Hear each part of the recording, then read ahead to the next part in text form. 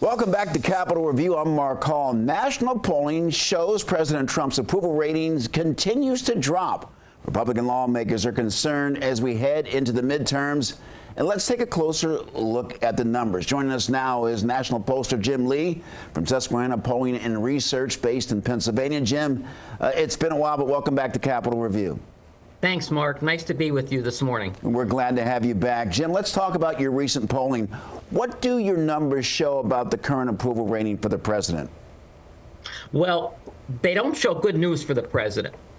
His approval rating in our most recent national poll, Mark, is 38%. That's the percent of Americans that say he's doing a good job. Why is that a problem? He won the national popular vote 2 years ago with 49% of the national popular vote. Only 38% approve of him now. That shows some buyer's remorse. That's not good news for President Trump. Jim, you talk about buyer's remorse. Can you talk about what explains the drop in the president's approval numbers? That is an excellent question, Mark. Right now, economic concerns seem to be the real Achilles heel for the president. Consider the fact that even though the unemployment rate is relatively low, Mark, there's been some national polling that shows Americans don't really feel all that secure right now, economically speaking. For instance, CBS just released some new polling. They asked Americans, is it harder for your generation in comparison to past generations to buy a home?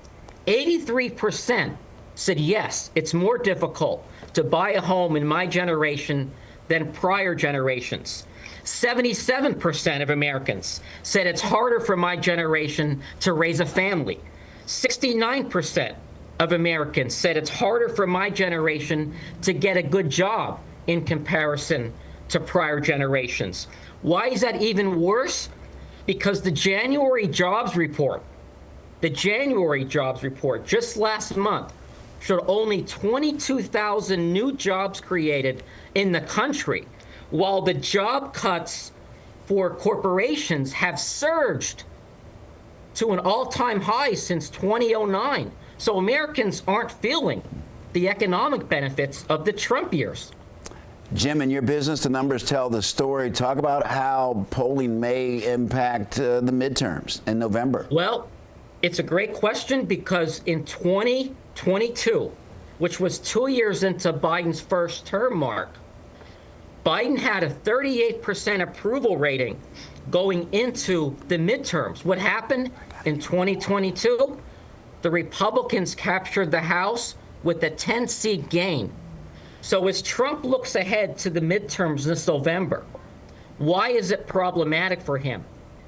When you look at Trump after 1 year in office, where he is now, and compare him, Mark, to prior presidents after 1 year in office, Trump has the lowest approval rating of any of the last 4 presidents. So right now, he's at 38% in our polling.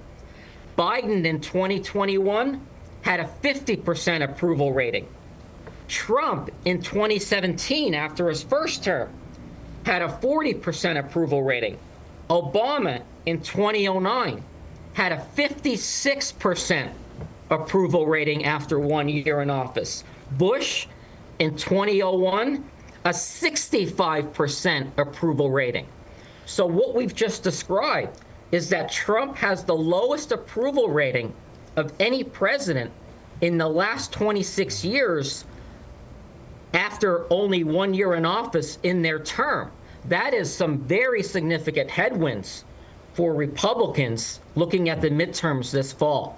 Jim, quickly, the president's gone after pollsters who publicized low approval numbers. Are you and other pollsters fearing that can happen to you?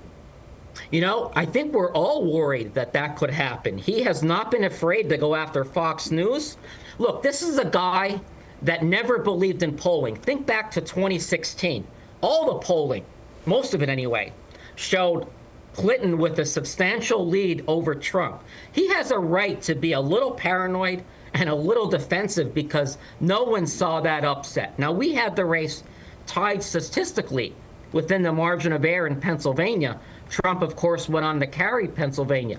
But a lot of the polling in 2016 showed Trump losing the Clintons. So he has a right to be defensive. My advice to Trump, punch up, don't punch down. Let us do our jobs. Jim Lee, thank you so very much for joining us.